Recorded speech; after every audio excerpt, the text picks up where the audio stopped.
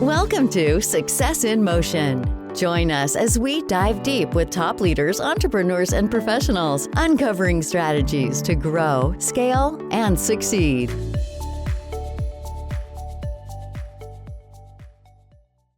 Welcome back to the Success in Motion podcast. I'm Alex Burho, your host, and today we have Joseph Zammataro joining us.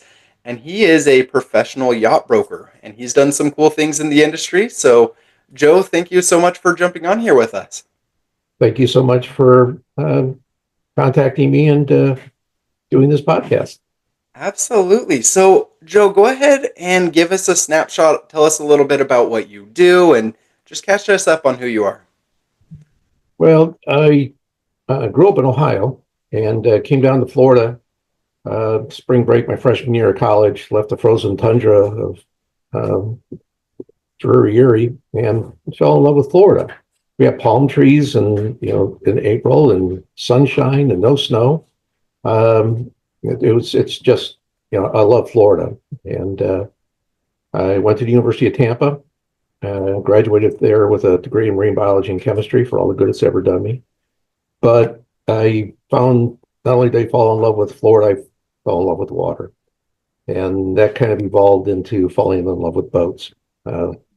Had no concept I'd ever be in the yacht brokerage business or even owning my own yacht brokerage or being any part of sales because I was going to be a researcher. I was a big fan of Jacques Cousteau and I wanted to save the planet and the environment.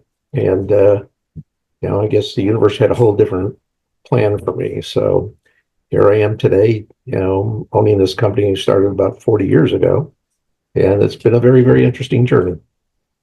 Yeah, I bet. So how does one go from interests in boats and marine biology to, selling and being a broker for these massive yachts? More by accident than by design. When I was at the University of Tampa, I used to have lunch at the cafeteria that overlooked the Hillsborough River. And for weeks and weeks and weeks, there was a 45-foot sailboat that was docked across the river. And never been on a sailboat before, but one day I walked over to the boat and there was this guy that was hosing down the boat. And, he said to the guy, I said, "Nice boat, mister." And he said, "Would you like to see it?" Little did that guy know that little act of kindness put me on a whole different trajectory. I went on that boat and maybe it was only 10 or 15 minutes. I was just totally blown away. So I wanted to have a boat and I wanted to live on a boat. And that became a quest. So once I graduated from college, got married, being Italian, you have these weddings that, people don't just give you gifts, they give you money. You get these little envelopes that, they stick in your jacket pocket. So my wife and I, had enough money to cut our honeymoon short, and we went and bought a sailboat, a little 23-foot sailboat. And there began the journey of, going from that boat to a 28-footer to a 37 to a 43. And when we were buying boats, I did research because being a scientist, you research everything. And I started researching boats. And I, bought several boats, and these guys that were selling them always seemed to want to just sell what they got, not help you find what you want. And then I found out that I knew more than they did. And after 5 or 6 years ago, they're making money doing this. I can do this. And here I am. So my parents spent a lot of money getting me to go to college and become a marine biologist, but and I did work when I was in college too to help pay some of that.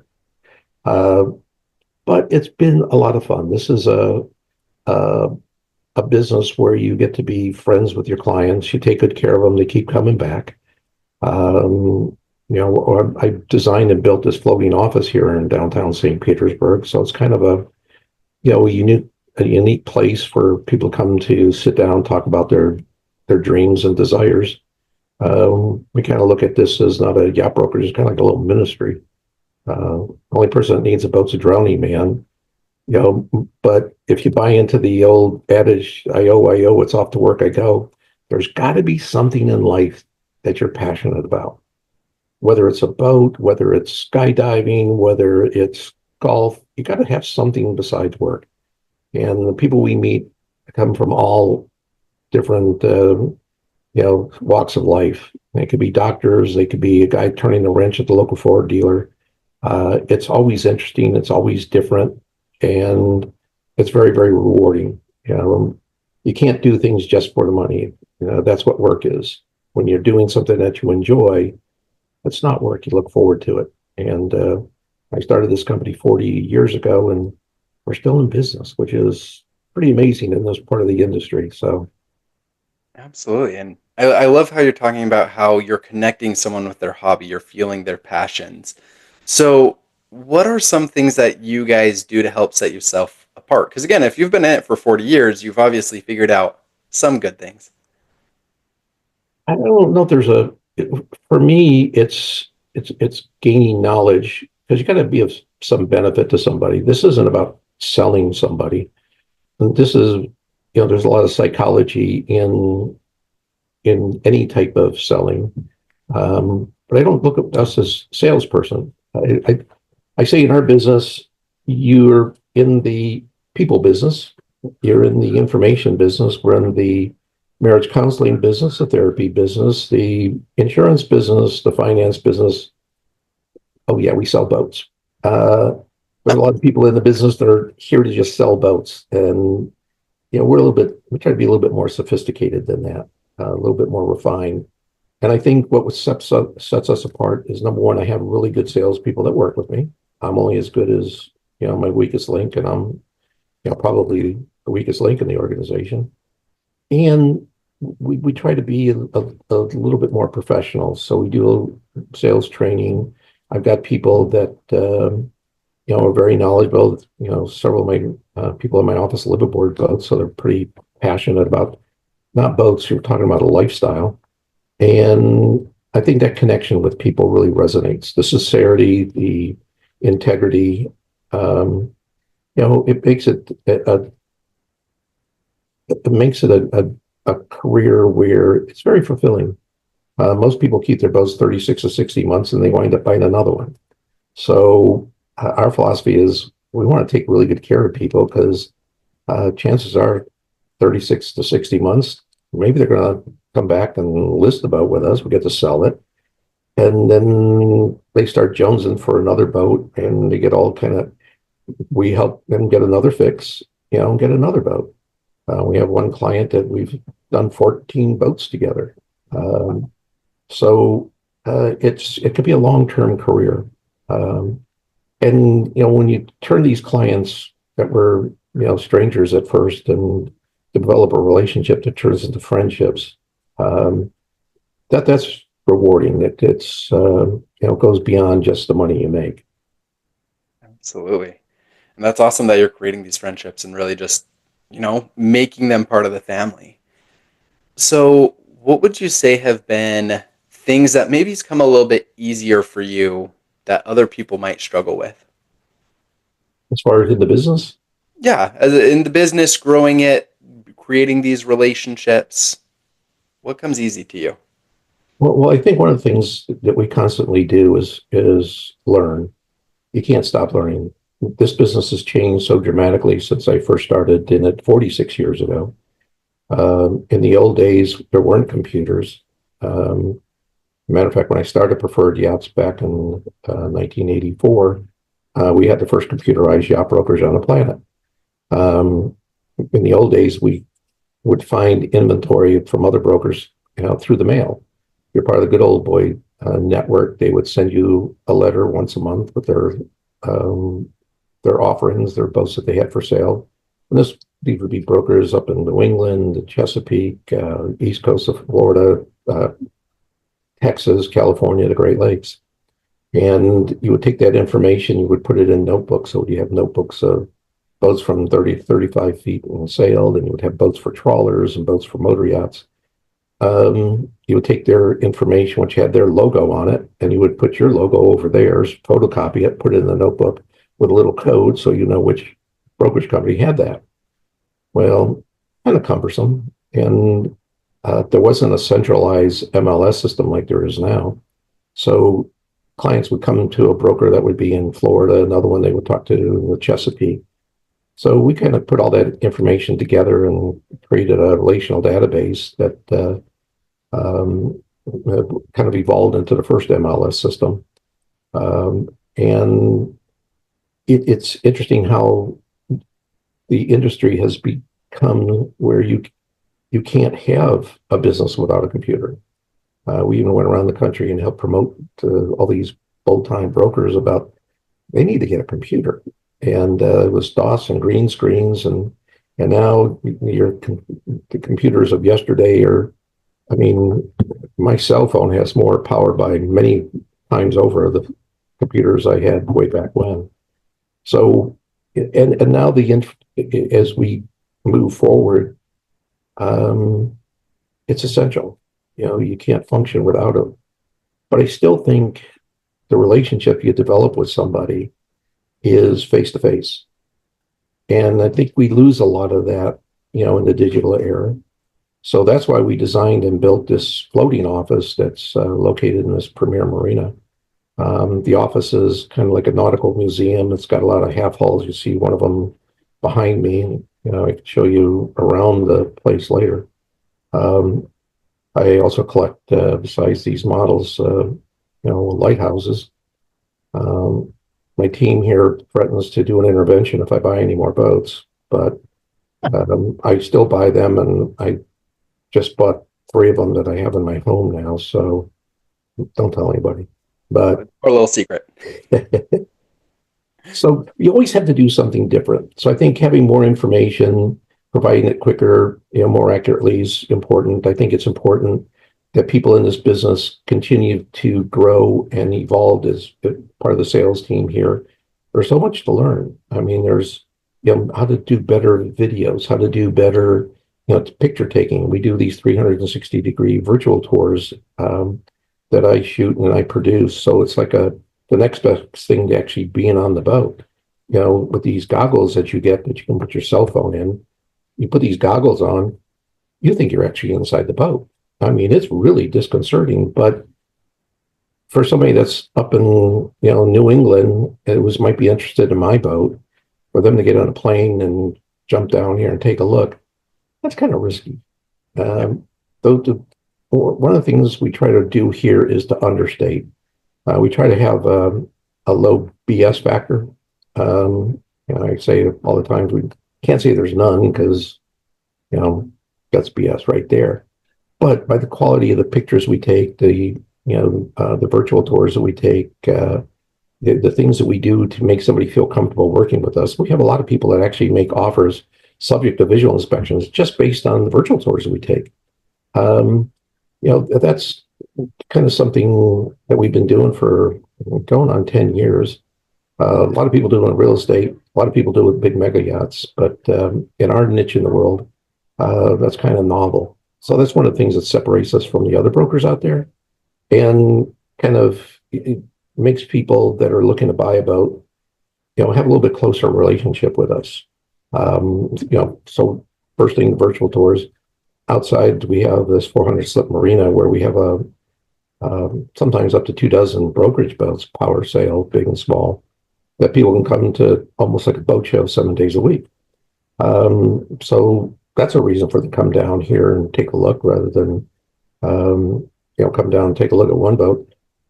Most people don't know what they want. So it's nice to sit down and show them a bunch of different boats.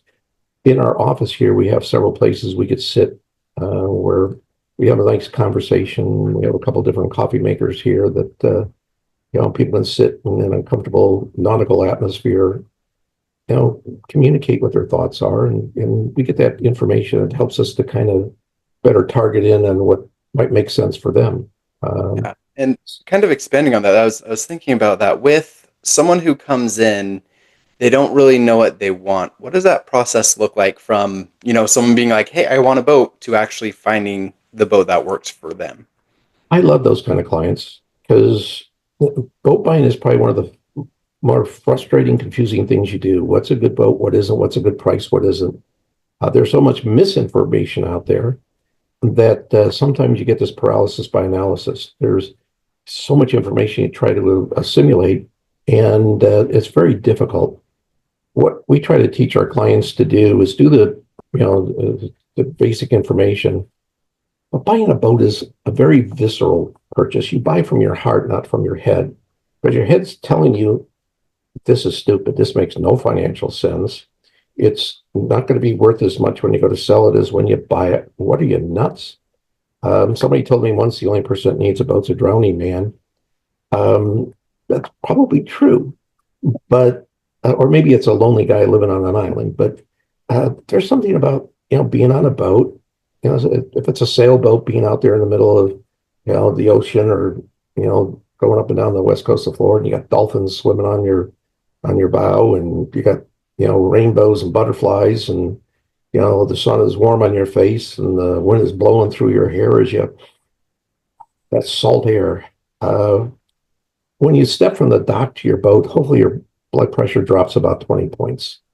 If you step from the dock to the boat and your blood pressure goes 20 points, give us a call. We'll get rid of that, stressor in your life. So that's the upside. It either makes you crazy or it makes you, joyful. We can help you either way. So it's something that's passionate. It's what we talked about before. I think the people that I work with in my office are passionate about boating. One of my yacht brokers used to be a soap opera star. He was an actor, and he lives on a boat with his wife, and everything he does is passionate, and you can't help but have that enthusiasm. It's just contagious, and I think that carries over to his clients that he works with. He's upbeat, he's honest, he's knowledgeable, and he's sincere. Those are really great qualifications for somebody in this business or any other business, to be honest. Mm-hmm. I love that. Now, as you're working with these clients, again, you've talked about how you're looking towards the future. What kinds of things besides building a relationship do you do to kind of help maintain that future relationship with them? Well, what we are looking at right now is developing a CRM that's proprietary. There's a lot of client, relation management software out there. The difficulty in that is you become a slave to the input, and salespeople being what salespeople are, it's hard to maintain that. Now, 40 years ago, we actually had a very, very sophisticated, system for its time. It was single user, wasn't even multi-user. When I look at things now that I spent 6 figures developing, that now you could buy for $100. I mean, it's just amazing how things have evolved. So we think you have to be, very, very, targeted on the information and very quick in response. Because when somebody's looking for a boat, they go into one of these multiple listing services. They'll look at all the boats between, say, 40, 45 feet, between, say, $200,000 and $300,000, and they pull up this long list of potential boats. Then what they're going to do is they're going to call every one of those brokers. Spontaneity, speed, really important. And we're in an age where people want information now. They want, I don't want to say instant gratification, but you look at whoever thought Amazon would just outsell places like, Walmart and all, the Kmart. Where's Kmart? They're out of business. I mean, so things keep changing, and we have to keep changing with it. So for us, managing that data, when we get a client, if he calls up on one of our listings, well, maybe that listing isn't the right listing for him. But having a system where when another boat does show up in one of our multiple listing services, or we wind up getting a new listing, being able to trigger that, we have to provide some sort of worthwhile service to somebody. Otherwise, nobody needs us. So you can't just call somebody up and say, well, I just want to touch base and see if you thought any more about buying a boat. It's kind of wasting their time. Or when I could call them up and say, hey, this boat just came on the market, I thought might be worthy of your consideration. How about if I send it to you? And now you have a reason to communicate and not waste anybody else's time. So there's some systematology that goes behind that in order to do that. We're a small company, but we're small but mighty. I keep referencing the great people I have here. Jane's been doing this for over 30 years. Bo's been over 30 years. We have some people with great experience. I have a student right now who's graduating in May, marketing. She's been doing some of our social media, and she loves the business so much that she's got her broker's license. So we're taking her under our wing and mentoring her. I take a lot of people that have never been in the brokerage business, and we get to train them our way. A lot of people just put their feet up on the desk and wait for somebody to walk in the door. That's not the way to do it. So you got to be proactive. You got to walk the docks. You got to pump hands, kiss babies. You got to be outgoing. And anybody that's in this business has to be an entrepreneur, or technically it's an intrapreneur. They're an entrepreneur underneath my umbrella. I have the office. I got the tools to help them be successful, but it's their business. They're all independent contractors. But the nice thing about this business is your income is not limited by somebody else. If you need to make more money, you want to buy that new car, you want to get married, you want to go on that vacation, you just have to work a little harder, a little smarter, and it's like a tap. You turn it on or you can turn it off, and it takes discipline. And one of the things that I see in this business where the greatest failure is since you don't have anybody to be responsible to, you don't punch a clock.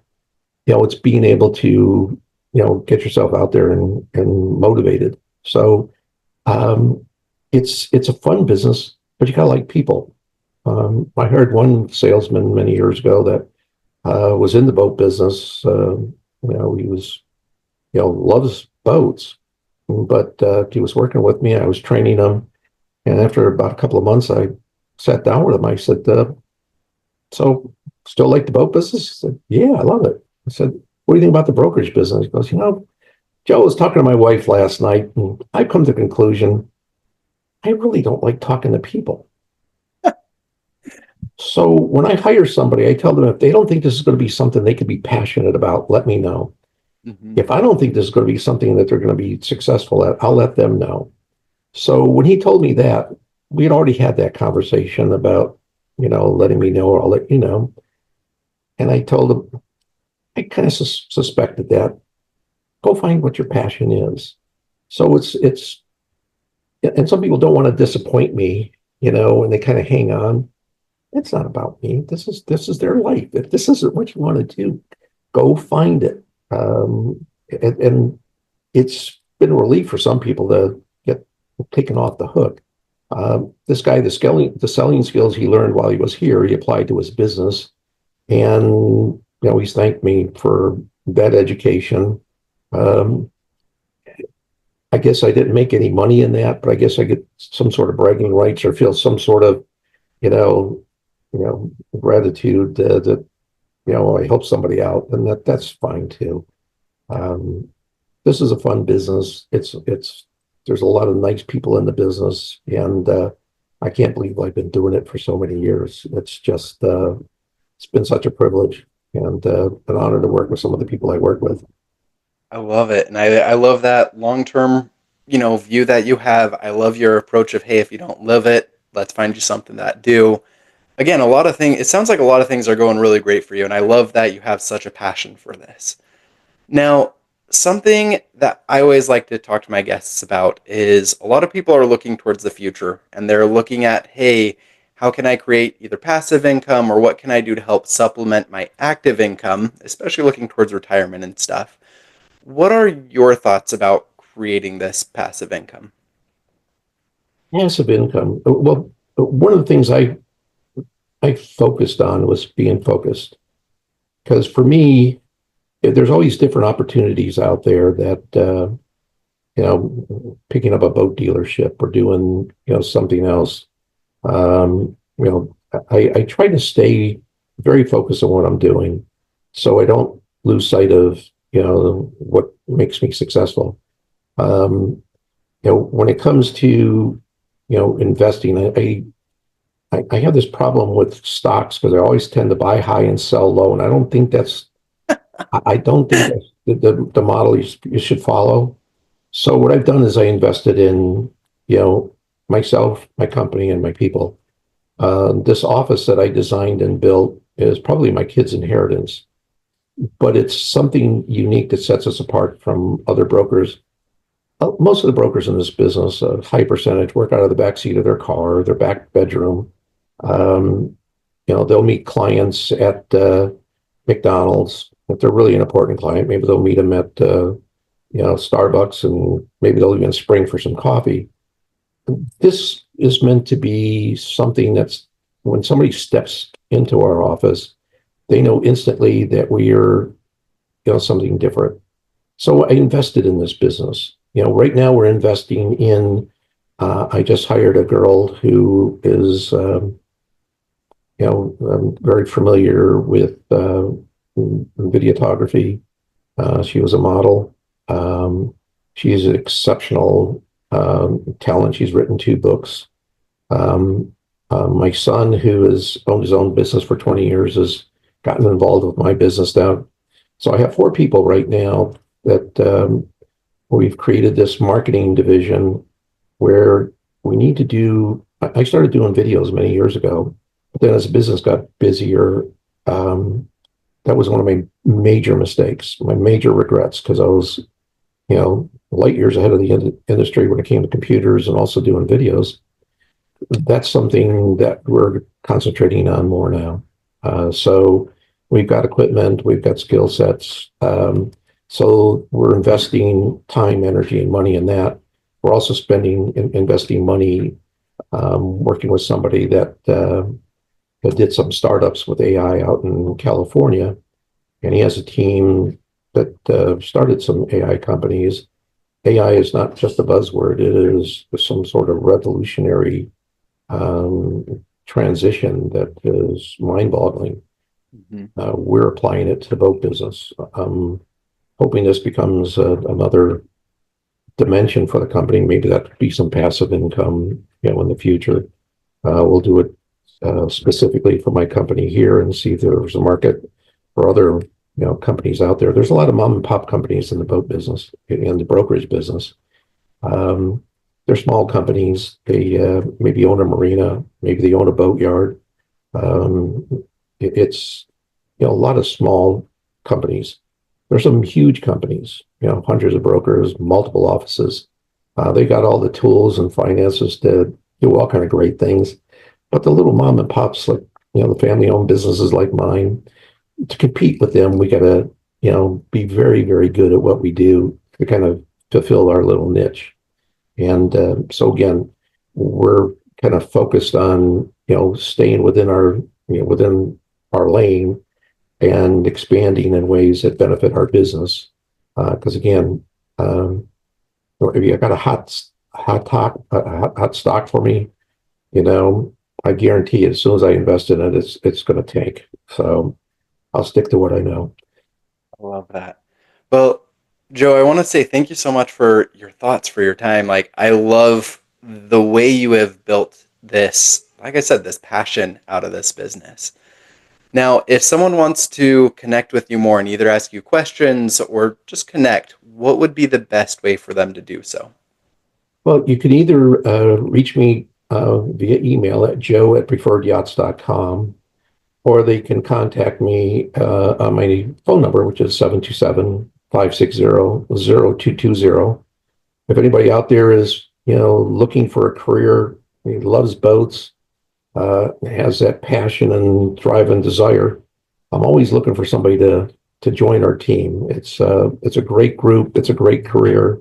It's a great place. And I think it's a great time to be in the boat business. I love it. Well, again, thanks so much for being on here, and we will catch everyone on the next episode. Thank you very much. Your time, too.